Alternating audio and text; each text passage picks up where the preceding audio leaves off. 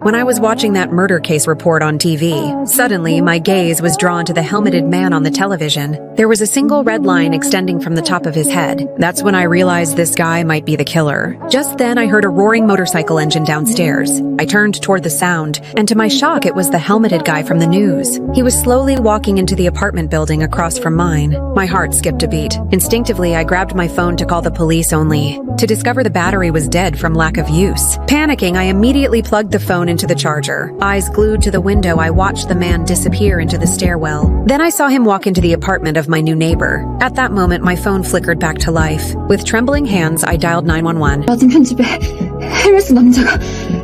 네, 듣고 있습니다. 말씀하세요. 여보세요?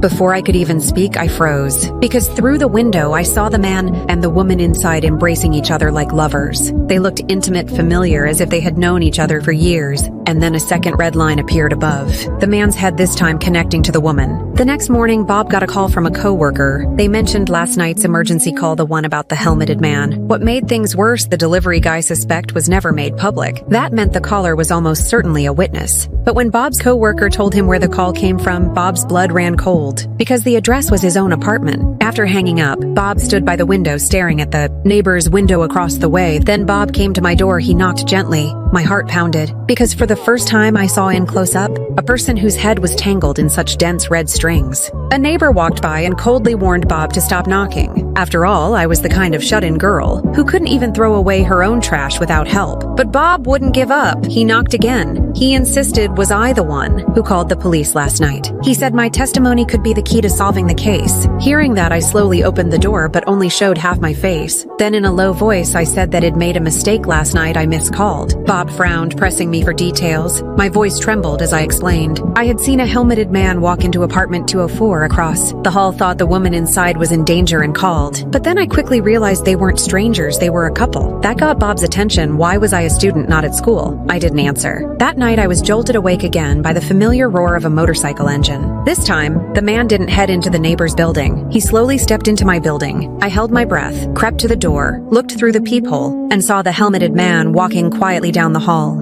I caught sight of that single red line stretching from his head. This man was clearly not the same guy who had gone into the neighbor's apartment the night before.